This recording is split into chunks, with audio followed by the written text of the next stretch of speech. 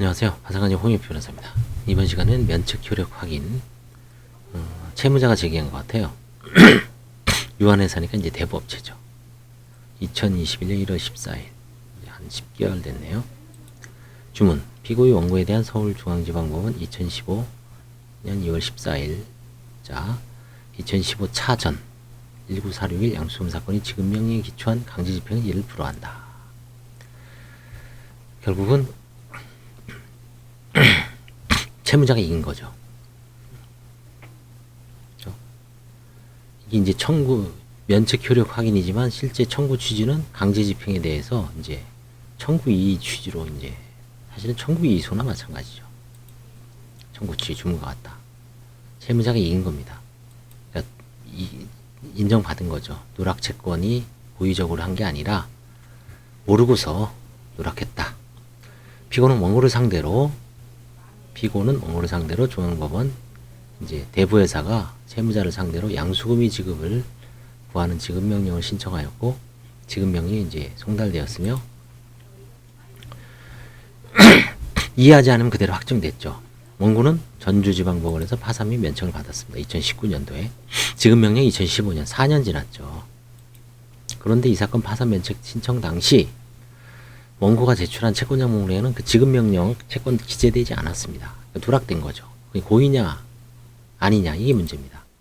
청구 원인에 관한 판단. 인정사실에 의하면 이 사건 지급명령에 의한 채권은 파산 선고 전이 원인으로 생긴 재산상의 청구권으로서 파산 채권에 해당하고 이 사건 면책 결정이 확정됨에 따라 면책의 효력에 따라 통상의 채권이 가진 소재의 권능과 집행력을 상실하였으므로 특별한 사정이 없는 한 지급명령에 의한 강제 집행은 허용될 수 없다.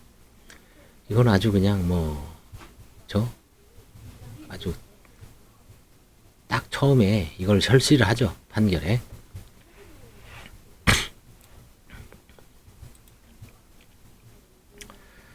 이럴 때 대부회사인 피고는 이제 항변합니다. 이 사건 파산 면책 신청을 할 당시 원고가 지급명령에 의한 채권의 존재를 알고 있었음에도 불구하고 악의로 채권자 목록에 누락하였으므로 이 채권에 관하여 면책을 주장할 수 없다. 과실 여부에 상관없습니다. 일단 너는 알았다. 그 근거는 지급명령을 송달했다. 4년 전에. 근데 이해 안 하지 않았냐? 그러면 알았다고 봐야 된다.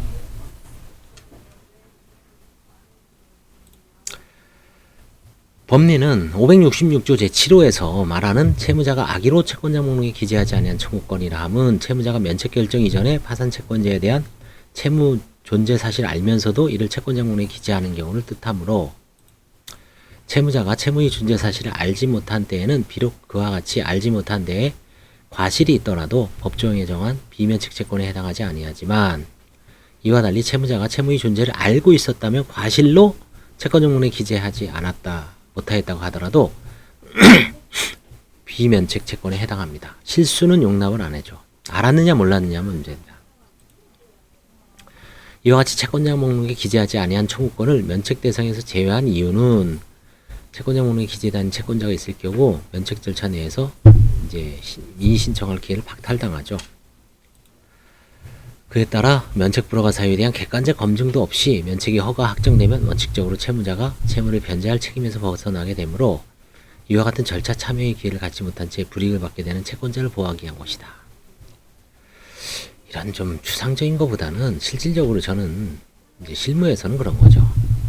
그게 빠졌어도 이게 이제 저는 사실 이제 이런 거는 좀 불만이에요. 그게 빠졌어도 이 사람을 다른 관제인이나 다른 채권자들이 이의를 해서 아니면 이의를 하지 않았을 재산적 문제가 전혀 없었다. 설사 그 사람이 그러니까 결국은 넣나 안 넣느냐에 큰 대세에 지장이 없다면은 뭐 좀 구제해줘야 되지 않나 싶습니다.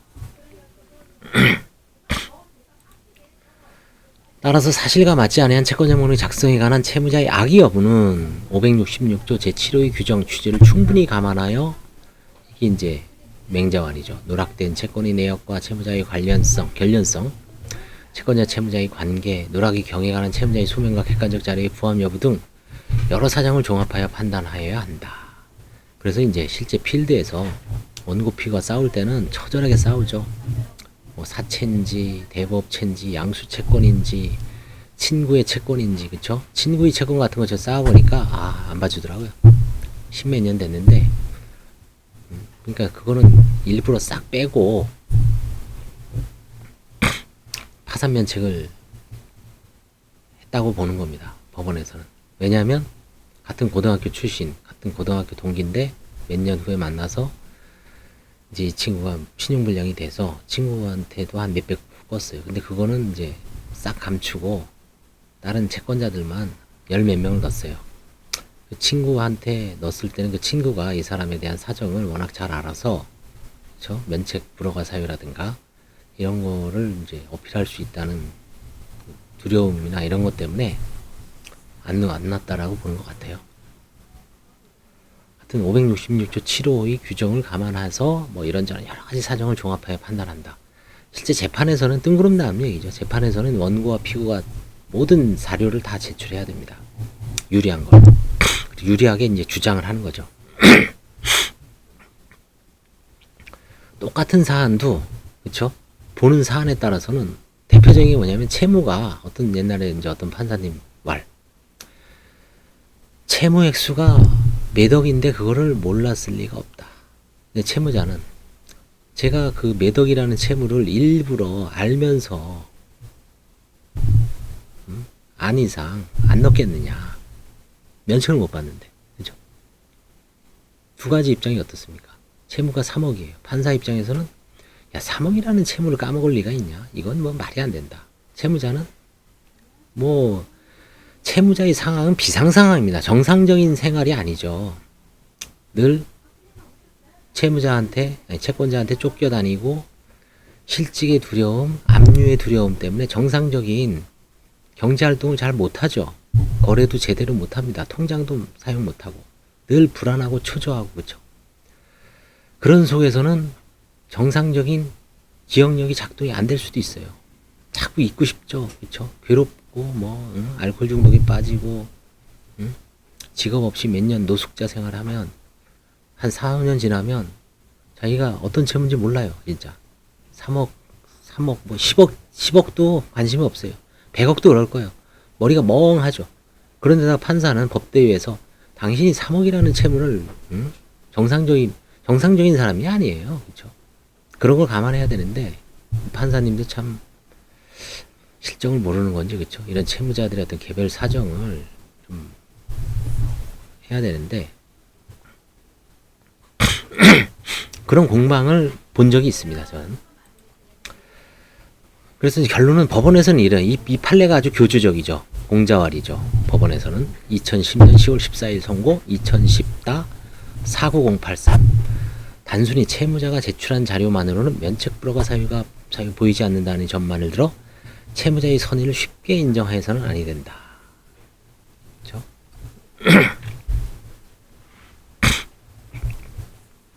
이게 2010년입니다. 그래서 이제 이 사건에 와서 보자. 어떤가? 자, 지급명령에 의한 채무를 인정하지, 기재하지 않은 건 사실, 이건 다툼이 없죠. 그렇죠? 객관적인 사실이잖아요. 자, 근데 이제 갑제 1호증, 내지 4호증, 을제 1호증 내지 3호증, 이 기재에 판사가 변론의 전취지, 자기 어떤 전체적인 느낌이죠. 종합하면 나는 다음과 같이 본다 이겁니다. 1. 이 사건 지급명령에 의한 피고의 원고에 대한 양수금 채권은 당초 원고가 C은행으로부터 원래는 은행 채무입니다. 대출을 받은 대출금 채무에 기한 것으로 5차례나 손바뀜이 있었어요. 양도되고 피고가 최종 양수인이 됐는데 원고로서는 대출금 채무 양수도 과정을 정확히 파악하지 못할 것으로 보이는 점. 왜? 자산 유동화에 관한 법률에 의하면 채권 양도는 양도 통지를 생략할 수가 있어요. 양수인이 통지를 안 할 수가 있습니다. 유동화를 쉽게 하기 위해서. 일반 민법상의 460조인가요? 그 채권 양도는 양도 계약을 하고 채권 양도를 통지해야 되죠. 대항 요건이죠. 양도 통지를 해야지 효력 요건은 아닙니다. 대항 요건입니다. 근데 일반 이 금융권에서의 채권은 유동화를 시켜야 되죠. 부실 채권은 자꾸 넘겨서 그쵸? 할인해서 매각하고 나중에 1%도 안 되죠. 그다음에 통으로 뭐 한 건씩 매각되는 게 아니라 천억씩, 그쵸? 몇만 건, 몇십만 건이 한꺼번에 천억 단위로, 뭐, 1조 단위로, 100억 단위로, 큰 게 이제, 거기에 뭐 수만 명이죠, 개인 채권자가. 그래서 통지도 생략을 하게 돼 있습니다. 특별법에 의해서. 그러니까 이게 5번이나 돌아다니면 1년에 한 번씩 양도된 거죠, 이게. 2015년도에 지급명령인데 2019년도에 채무자를 했는데 이제 최근에 소송을 한 거니까 5번이나 양도가 된 거죠. 1년에 한 번씩 양도가 된 겁니다. 원고로서는 잘 모를 수가 있다. 그쵸? 이게 참, 이 판사는 이제 원고의 편, 채무자 편에서 한번 생각을 해보는 거예요. 그쵸?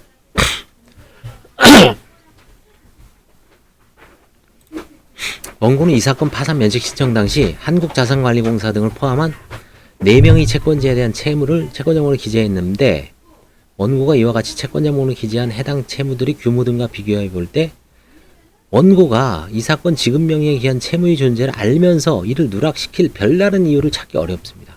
특별한 이유를 찾기 어렵어. 그 정도의 규모죠. 작은 금액이 아니라는 얘기죠. 이걸 굳이 누락시키면서까지 내가 면책을 안 받겠다고, 그쵸? 3. 비록 이 사건 지급명령 정보를 원고 본인이 송달받았으나 이 사건 지급명령은 파산 및 면책 신청일 기준으로 4년 이상 이전에 이런지. 4년 전에 지급명령 받은 걸 기억할까요? 어제 뭔 일 했는지도 모르는데. 일주일 전에, 그쵸? 대략은 알죠. 일주일 전에 내가 시흥 안산 쪽에 대부도에 자전거 여행을 가서 누구하고 이렇게 즐겁게 무슨 회를 먹고 한번 힘들게 빡세게 탔다. 한 달 전에 뭐 했지? 그쵸? 한 달 전에? 잘 기억이 안 나요. 그쵸? 한 달 전에 어디 뭐 동부 오국에 갔나? 아니면 저기 뭐 한강, 그쵸? 혼자 어디 왔다 갔다 했는지 2달 전에. 이제 달력을 보면 알죠. 이때 그걸 보면 4년 전에 파산 면책 신청. 그래서 늘 얘기하죠. 이거 파산 면책 신청 기준으로 4년 이전에 이루어진 점인데, 여기서 이제 소송 조회를 이것도 안 한, 소송 조회를 했으면 이 지급명령 나와요. 소송 조회하고 신용 조회 꼭 하자. 그죠? 그래야지 이런 면책 효력 확인을 안 해도 되고 소송을 안 당합니다. 이와 같이 피고가 이 사건 파산 및 면책 신청의 기준으로 최소한 4년 이상 이전에 이 사건 지급명령을 받은 것 외에 피고가 이 사건 파산 및 면책 신청일에 근접하여서 원고가 이 사건 지급명령에 의한 채무의 변제를 독촉하였음을 인정할 만한 자료가 없다. 이 판사님은 채무자 편에서 모든 걸 바라보니까 이런 결론이 나오는 거예요. 이걸 채권자 편에서 받아도 반대의 결론을 쓸 수가 있어요. 하나하나 뒤집어서. 왜? 4년 전에 지급명령을 보지 않았냐. 그쵸? 지급명령 받았다. 원고가 받았다. 송달. 다음 두 번째. 제 논리로 반대로.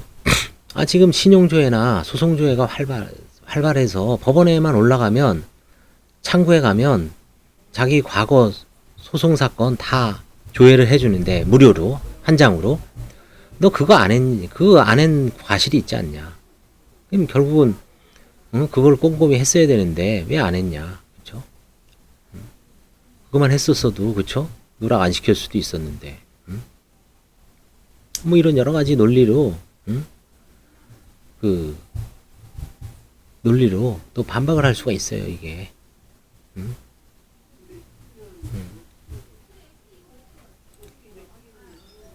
5항.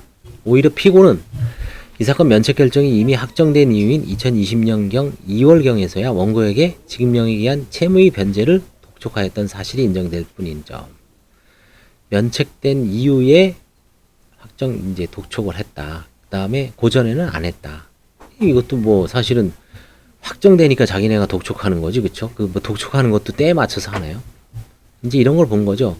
면책된 이후에 이제 싹, 그때는 독촉하면은 파산 면책에 들어갈,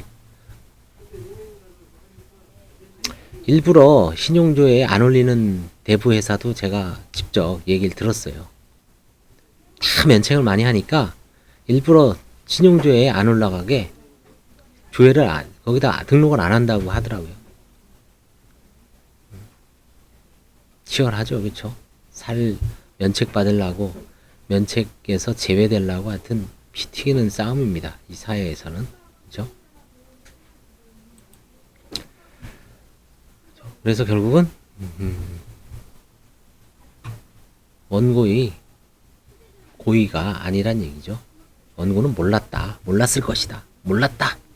그래서 피고의 원고가 고의로 알면서도 채권자 목록에 누락했다는 대부회사의 항변은 이유 없어. 나가리. 근데 기각. 그죠? 청구인은 인용하고, 그죠? 민사집행법에 따라 직권으로 잠정처분까지 해줬어요, 판사가. 직권으로 해줬네, 그쵸? 이 본인 소송인 것 같아요. 장동민 판사님. 이분, 뭐 여러 번 보면 채무자 편에서 좀 쓴 판결이 좀 많이 나는 것 같아요. 그러면, 가급적. 어떤 판사가, 이 두 가지 판결을 쓸 수 있다라고 하죠. 똑같은 증거에 따라서. 그 정도로 사실관계가 이게, 왜냐하면, 과거의 어떤 증거라는 거는 다 이제 드러났죠. 그쵸? 지급 명령을 피고가, 그러니까 채무자가 송달받은 것도 사실이고, 그 다음에 5번 양도된 것도 사실이고, 그 다음에 지급 명령 이후에 독촉한 것도 사실이고, 지급 명령 전에는 독촉을 안 했어요. 2015년도부터 2019년도 면책 받을 때까지 한 번도 독촉한 적이 없죠. 당연하죠. 넘어갔는데 무슨 독촉이에요. 그죠? 그 사이에 면책을 받은 거죠. 그러니까 어떻게 보면 원고도 억울하고 피고도 억울한데, 이 사안에서 과연 이걸 이제 균형추를 재는 거죠. 판사 입장에서는 피고가 많이 더 억울할 것이다. 그런 어떤 여러 가지 증거, 그렇죠? 5번 넘어간 거, 그걸 좀 많이 본 거예요. 그 사이에 똑같은 사안이라도, 예를 들어 비슷한 사안이라도 지급 명령 받고 계속 독촉을 해서 그 원고가 만약에 그걸 받았다. 그러면 이런 결론을 낼 수가 없죠. 그렇죠? 그래서 하여튼 면책 효력 확인은 이제 한 10개 정도 할 건데, 이것도 한번 저도 면책 효력 확인에 좀 딘 적이 많아서 작년에도 많이 뒤었습니다. 이거 실제 소송이 되게 어려워요. 막상 내 사건은 되게 어려워. 지금도 하나 마지막 남았는데 추한항소를 했습니다. 그것도 옛날에 참 소송조회를, 그때는 소송조회를 몰랐어요. 그때는. 지금 관제인으로서 매일 이제 채무자들 조사하다가 요 사람들 뭐 숨기나 하고 볼 때 소송 많이 속이거든요. 본인이 한 거. 그거 하다가 이제 아이디어가 떠올라서, 채무자 입장에서 소송조회 하니까 뭐 다 확립돼 있죠. 그쵸? 법원 가면 한 장으로 딱 띄워주죠. 벌써 10분 만에. 본인이 하려고 하지 마세요. 그냥 본인이 뭐 집에서 그거 누르다가 잘 안 나오더라고. 근데 아무 법원이나 가면 돼요. 가까운 법원 가도 되고, 지방 출장 가다가 그 법원 가도 되고, 뭐 부산지방법원 동부지원 가도 되고, 부산지방법원 서부지원 가도 되고, 부산도 이제 서부지방법원이 생겼더라고. 서부지원이. 아무 데나 가도 돼요. 부천에 놀러 갔다 부천지원에 가도 되고, 안산에 갔다 안산지원. 그죠? 시군법원은 모르겠어요. 시군법원은 아직 시군법원에서 했다는 분은 못 봤는데, 하여튼 지원급은 다 됩니다. 지원급 이상은. 시군법원도 한번 전화 한번 해보라 그래서 되는지 될 것 같기도 하고, 시군법원 뭐 다 전산화 완료됐는데, 그쵸? 시군법원까지 되면 대단한 거죠. 전국 200 몇 개 법원에서, 그죠? 뭐 강원도 횡성법, 횡성시법원, 횡성군법원, 영월군법원 이런 데서 조회가 된다는 거 아니에요. 근데 시골에야 뭐 채무자들 별로 없죠. 다 도시에 아주 바글바글하죠. 이 파산은 도시, 상업, 그쵸? 이것과 관련된 분쟁이에요. 조용한 농촌이나 이런 데서는 파산이 이룰 수 없죠. 그쵸? 파산이 뭐 별로 안 일어나죠. 그쵸? 근데 도시, 사람이 바글바글하고 상업이 번성한 곳에는 잘 흥하다가 망하는 사람들이 많잖아요. 그쵸? 거기서도 유리했고, 그쵸? 지금 거의 우리나라 파산 사건이 거의 한 70%, 60%는 수도권이죠. 서울, 경기, 인천 2,300만, 그죠? 인구. 경기도가 1,400, 서울이 1,000만, 2,400. 인천이 한 300, 2,700이네요. 대한민국 인구. 여기 거의 60% 이상 될 거예요. 60%에서 70%. 면책 효력 확인은 늘 일어나는 것 같아요. 이거는 안 없어질 수가 없어요. 그죠? 그래서 이 판례는 한번 꾸준히 좀 검색을 해서 한번 같이 읽어보기로 하겠습니다. 같이 읽으면서 이제 분석을 하는 거죠. 여기서 뭐가 충분히 공부가 됩니다. 이 판례. 길지도 않아요. 다 짧죠. 뭐 한 10장도 안 됩니다. 그죠? 일반인도 이해하기 쉬워요. 단순하죠. 청구, 원인, 항변, 재항변, 제재항변. 이 법원의 어떤 논리 구조도 뭐 법대생들뿐만 아니라 일반인들도 이게 이렇구나. 뭐 주장하고 항변하고 항변에서 반박하고 재항변하고 다시 제재항변하고 그렇죠? 논리 그렇죠? 네, 감사합니다.